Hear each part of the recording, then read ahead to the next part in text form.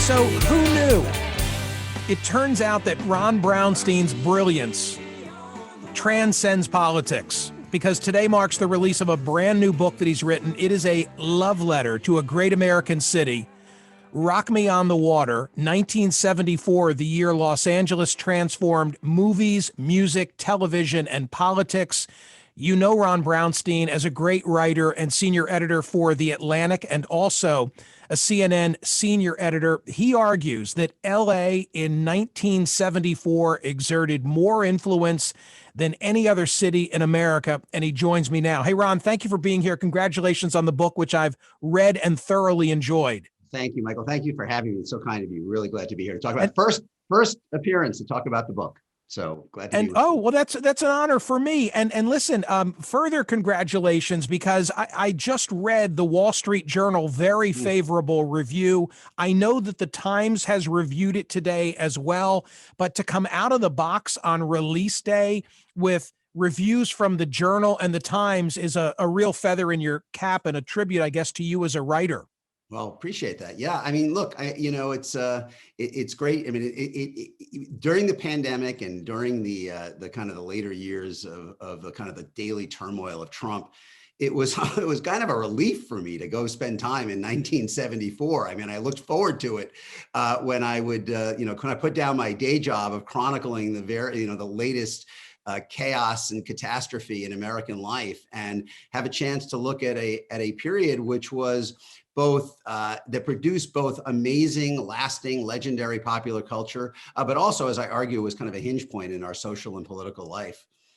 Well, I was going to get there eventually, but I may as well go there right now. Listen to the acknowledgements. You are thanking Linda Ronstadt, Jackson Brown, Graham Nash, John Landau, Jane Fonda, Warren Beatty, Rob Reiner, Norman Lear, et cetera, et cetera. You must have had a hell of a good time writing this book. Oh, yeah, it was, it was a lot of fun. I mean, I wrote a book a long time ago called The Power and the Glitter, which was a history of the relationship between Hollywood and politics going back to the 1930s. So I knew that from that experience and from that research, I was very well aware that the late 60s and early 70s was considered the second golden age in Hollywood, along with the early, the late 30s and early 40s. Those are the two great periods in Hollywood history. But when I left DC and moved out to LA a few years ago, I really started listening more than I ever had before, because I grew up in New York, to the Southern California sound of the early 1970s. I mean, Jackson Brown and Joni Mitchell and Linda Ronstadt and the Eagles. And it did strike me that all of this was kind of happening at exactly the same time as that great upsurge in Hollywood of Carnal Knowledge and Five Easy Pieces and Chinatown and The Godfather and Godfather 2 and The Conversation and everything else that was coming out in the early 70s. And then I think like the last piece clicked into place when I'm pretty sure it was when I went to a political event out here at Norman Lear's house, the producer, Norman Lear. And driving home, I was thinking, okay, well, he was doing All in the Family at the same time that this was happening in Hollywood, and David Geffen and the Eagles and Jackson Brown were producing the classic Southern California sound. And that's when I really started to look seriously at this period. And it is, I mean, I think if you look back, I mean, people talk about the literary world in Paris in the 20s and the modern art world in New York in the 50s, and those are cultural, creative high points. But the early 1970s in LA, all of this is happening at the same time. I mean, Chinatown and The Godfather and All in the Family and Mary Tyler Moore and MASH and the Eagles and Jackson Brown and Joni Mitchell and Linda Ronstadt, they're all working literally within blocks of each other in LA. And I would argue that they were all responding to the same underlying force that was forcing change in the music, movies, and television business, which was the increasing buying power of the baby boom. That brought cultural change long before it brought political change. Well, and as I guess the thesis of the book is, as the Wall Street Journal in their favorable review said today, quote, "What does all this popular history add up to?" Mr. Brownstein argues that thanks in no small part to LA's cultural revolution, Americans became more suspicious of authority, more sensitive to women's rights, more lenient toward premarital sex, and more tolerant generally. He notes the irony that many of these changes were brought about by apparently chauvinistic white males. How'd they do in capturing the thesis? Yeah, they did. They did. I mean, look, I think the great pop culture produced in early 1970s LA was the bridge over which the cultural critique of American life that developed in the 1960s was cemented irrevocably into popular culture. I mean, ideas like greater suspicion of authority in business and government, changing relations between men and women, more personal freedom, somewhat more inclusion of previously marginalized groups. These were all insurrectionary ideas in the 1960s, and ideas, by the way, that were almost completely banished from popular culture. But really starting in the late 60s with movies like Bonnie and Clyde and The Graduate, and then accelerating into the early 70s, as television is transformed with All in the Family going on the air in 1971, Mary Tyler Moore and MASH bringing these ideas as well. And then all the things that were happening in music, these ideas became kind of part of Americans' mental architecture. And it really was the pop culture of the early 1970s that I would argue enshrined the cultural triumph of the ideas of the 60s. That's a really important point. I mean, the 60s critique of America never produced the political transformation that someone like, say, Tom Hayden, who I write about in the book with his wife, Jane Fonda, might have anticipated. That never happened. I mean, the baby boom has produced 2 Democratic presidents and 2 Republican presidents. And in many ways, it's moved right over its lifetime. But it did fundamentally change the culture. It did change the way we live. Ideas that are now part of our mental furniture really were not in the American mainstream before they were put into the popular culture of the early 70s. And that triumph, I think, endures and really makes this period, in addition to being a lot of fun, one that is a genuine hinge point in American history. And against the backdrop of the subject matter for which Ron Brownstein is best known, which is your political insight, this was the summer of Watergate.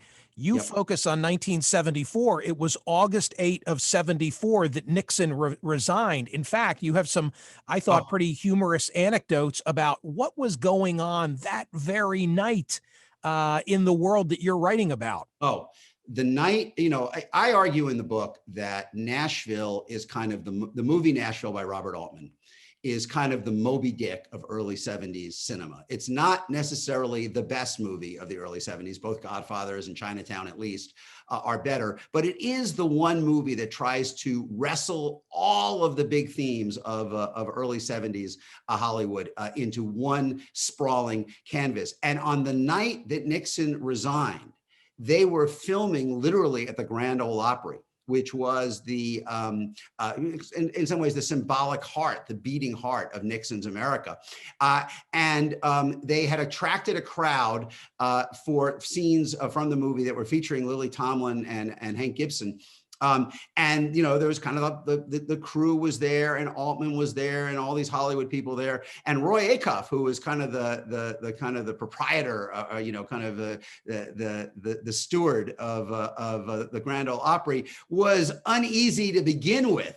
About kind of the presence of all these Hollywood liberals. Nashville was not then what it is now, as Linda Ronstadt explained to me in some depth. And literally, he, at one point in the evening, once Nixon's resignation becomes apparent, he kind of corners the Hollywood types and points at them and said, "You did this, and then went off and locked himself in his office and played the fiddle mournfully for the next few hours. It was kind of a version of what I argue was happening every week on All in the Family, when we were watching the older generation kind of make their terms of surrender to the changing social realities of America after the 1960s.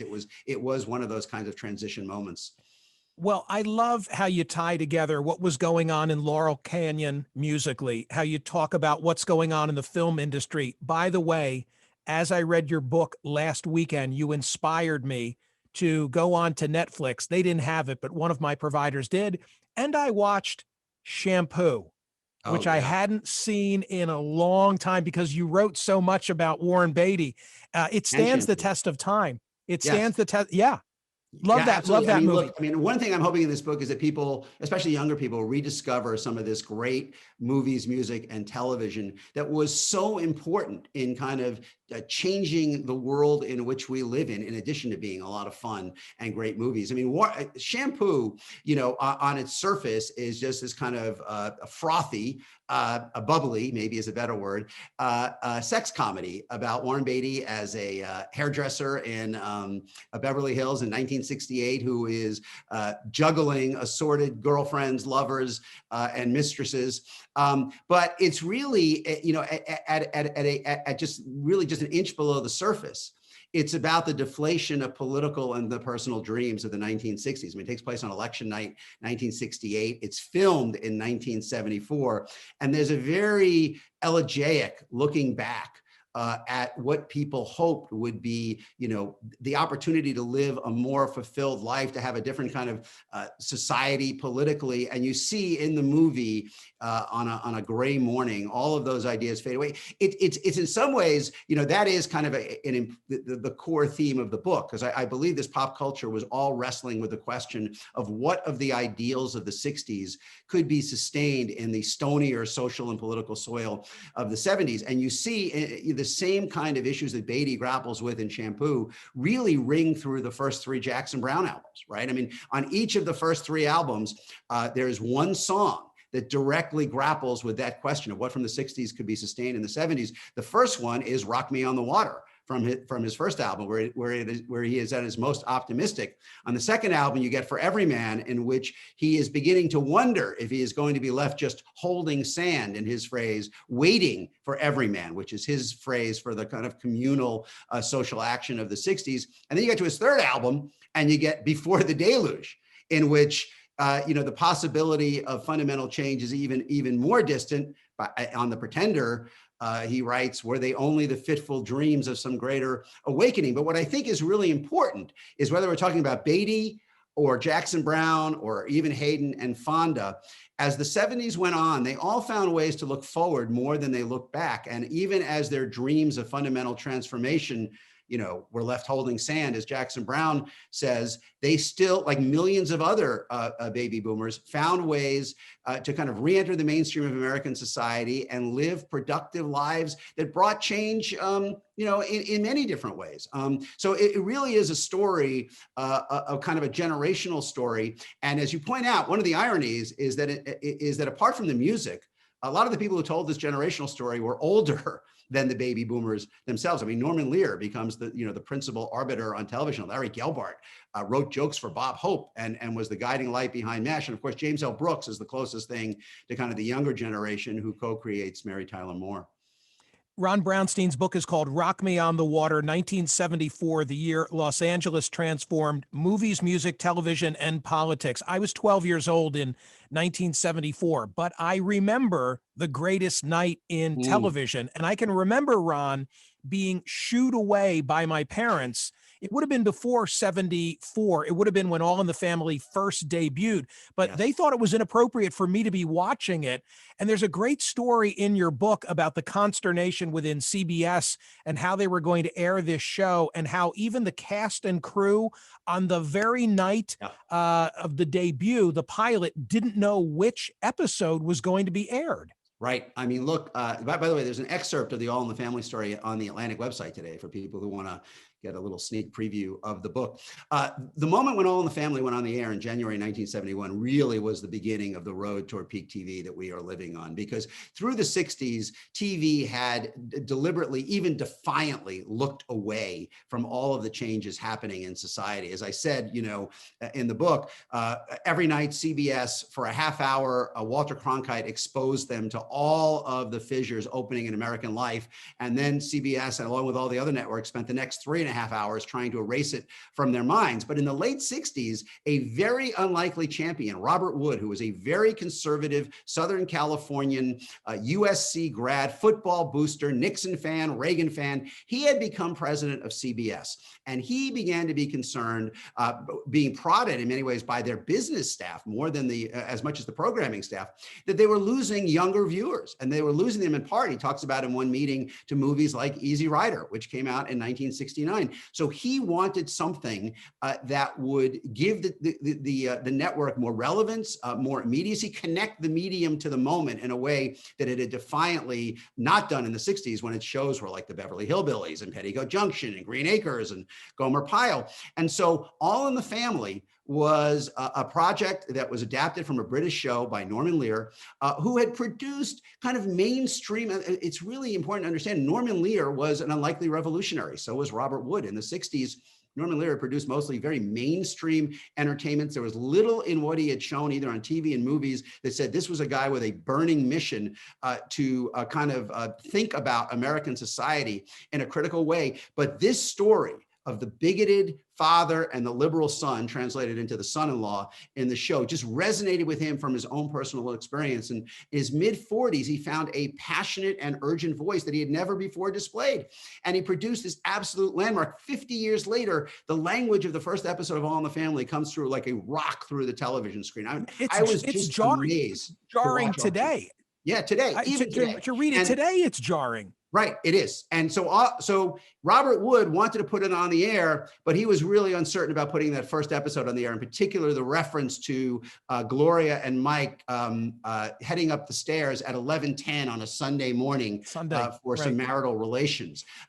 So he pressed Lear to start with the second episode, which Lear thought was weaker, but also Lear, as brilliant as he was, felt that they needed the first episode that they could all jump in the pool together. They could all get fully wet together right from the beginning, Archie unfiltered. And literally as late as that night, they were in the control room, in John Rich's control room here in LA, filming, I think, the 6th or 7th episode of the year. And at that point, they still did not know at 6:30 California time, 9:30 Eastern, whether CBS had put on the first episode or not.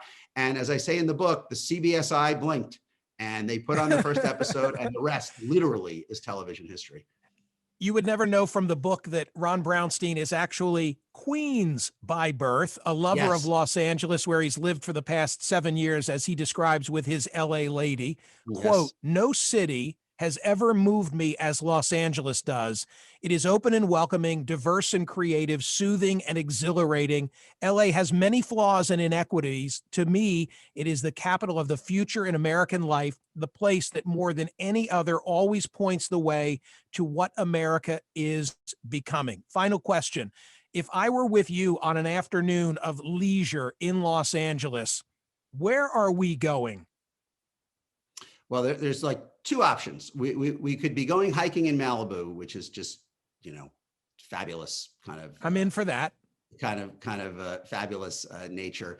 And then, the other thing that I really love in LA, I mean, I live near the beach, and that bike path on the beach going down to Manhattan Beach and watching the surfers and the sun glinting off the waves.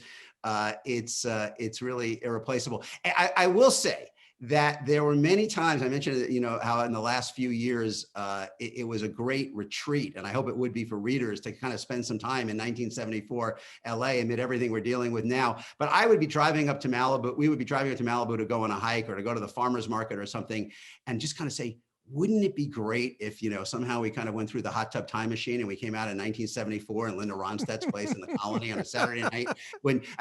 People like Graham Nash and Jackson Browne, would tell me that, they would take their guitars when they went to somebody's house on Saturday night. And there's a story of someone told me about David Crosby. When Joni Mitchell first came out here, David Crosby would bring her to parties to kind of, get her known. And she was so beautiful and so luminous and so talented. Somebody said to me, like, the next day, I thought we had hallucinated her. And I do wish, or to be a fly on the wall when Warren Beatty would visit Bob Dylan during his brief time living out here, and they'd spend hours talking movies. I mean, it just would have been great. Oh, or John, and you write about this, John Lennon's Lost Weekend was in 1974 with Harry Nilsson. In Los Angeles, in Lou Adler's house. Lou Adler, the great producer and songwriter earlier than that, who produced Tapestry, among other things, lent John Lennon his house. One night, John Lennon got so zonked out of his mind that he destroyed all of Lou Adler's gold records on the wall. And the other person in the house that night, the one who told Lou Adler about it, Jimmy Iovine. So, you know, it's really a great Couldn't cast make it in up. this story. I mean, Couldn't so make many it people up. came together in LA in the early 70s. Linda Ronstadt described it like Berlin in the 30s, a prism through which American culture passed in those years. And, you know, there's the kind of the Woody Allen, Annie Hall view of LA that kind of predominates. But this was its moment. This was magic hour in LA when all three of the big entertainment industries were kind of, you know, had aces, were holding aces, music, movies, and television. And it was really by the time, like an honor to tell that story for a younger generation. Not to mention those who remember it as well. By the time this came along, it was all over. Yes. Hey, Ron, I love the book. Congrats on it. Wish you good Thanks things. for having me, Michael. Always a pleasure to be with you.